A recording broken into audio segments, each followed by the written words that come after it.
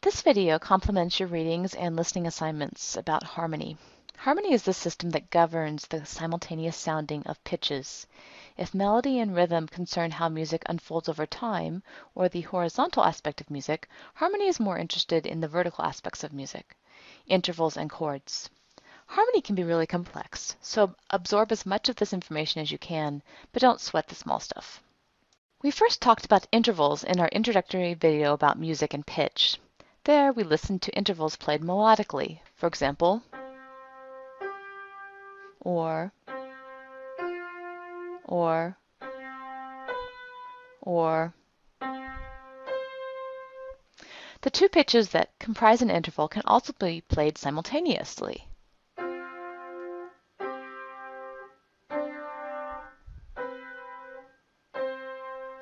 Now, if we have three or more pitches sounding simultaneously, we call it a chord. We call intervals and chords that sound sweet and pleasing to our ears consonances. Consonant intervals include octaves, thirds, and sixths. Dissonant intervals and chords tend to sound harsh or jarring, such as the second, the seventh, and the tritone. Dissonances want to resolve the consonances. For example, or.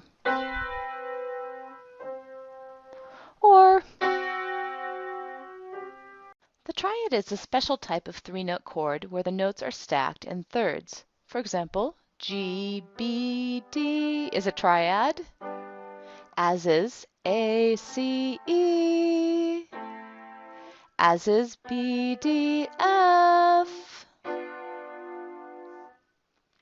Now that first triad I played, the GBD triad, is what we call a major chord, a major triad. To put it somewhat crudely, major triads tend to sound happy.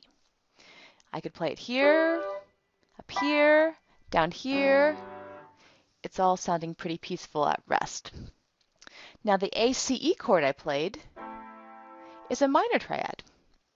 Again, to put it in the simplest terms possible, minor triads tend to sound sad, whether it's here, or even up here.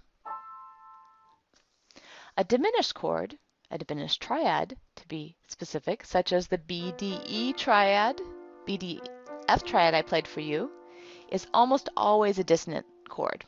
That is, it's a chord that wants to resolve to a consonant chord. Telling the difference between major, minor, and dissonant chords can be difficult, so just do your best. For example, if I played this chord,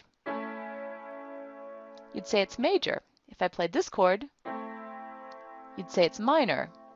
If I played this chord, it's diminished. It wants to resolve to something like that. Whereas if I played this one, it's a minor chord, and that's a major chord. In jazz in particular, we also have seventh chords and chords with extension tones. A seventh chord has 4 pitches and tends to sound very dissonant. For example, wants to resolve to, or even more dissonant, wants to resolve to something like that. An extension tone is just when you add more and more thirds on top of a chord. So you might start with something like this, a minor triad, and add a 7th, and a 9th, and a 13th, and even a 15th. That's a really dissonant chord. We also talk about pieces of music as being in different keys, such as in G major or G minor. A key is a collection of pitches that corresponds with a scale. Major keys are based on major scales, and minor keys are based on minor scales. Keys are named by their tonic, or the first pitch of their scale. So a composition that is in G major is based on the G major scale. A composition in G minor is based on the G minor scale. As you might suspect, the tonic pitch for Duke Ellington's Sea Jam Blues is C. Now, to make things more interesting, sometimes composers will put notes into a composition that are not part of the key or the scale. We call these notes accidentals, and they tend to form dissonant chords that want to resolve.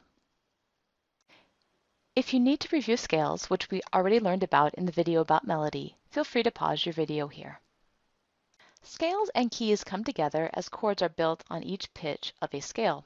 So when the key is C major, the 1 chord is C, the 4 chord is F, the 5 chord is G. These are the most important chords of harmony. The 5 chord is so important that it sometimes also goes by another name. It's also called the dominant chord. Dominant chords tend to want to resolve to the tonic. So we have a 1 chord, a 4 chord, and a 5 chord that wants to resolve to the 1 chord.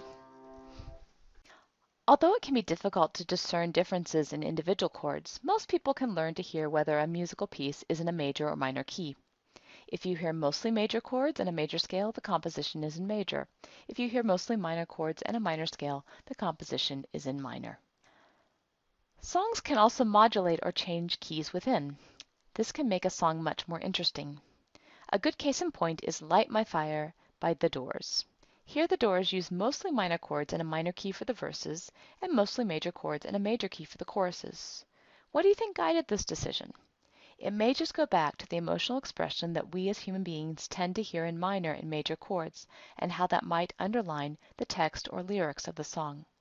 Make sure you listen to Light My Fire on the course website. Before we leave our discussion of harmony, I want to talk a little bit about 2 harmonic progressions that we'll hear a lot of as we study jazz and rock. A harmonic progression is a series of chords that wants to resolve. You might recognize this doo-wop progression from hits of the 1950s and 60s such as Lollipop Lollipop, Stand By Me, and Heart and Soul.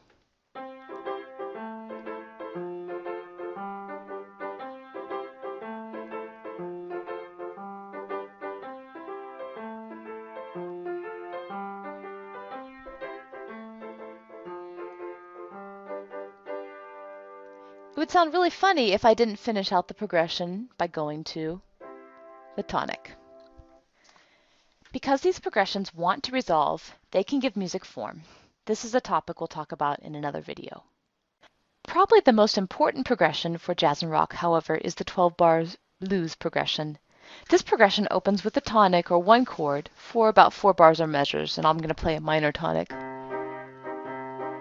3, 4, then we hear the 4 chord for 2 measures, and then back to the tonic for 2 measures.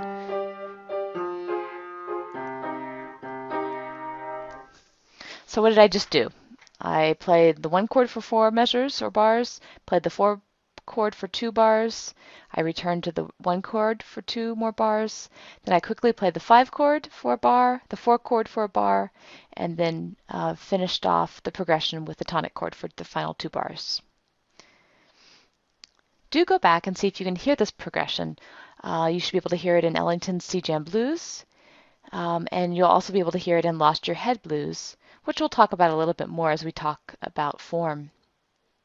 In order to hear the blues, you need to find a beat, and then you can count off the bars or measures so that you know where you are. Each bar will probably have 2 beats. This discussion of the blues progression concludes our video about harmony.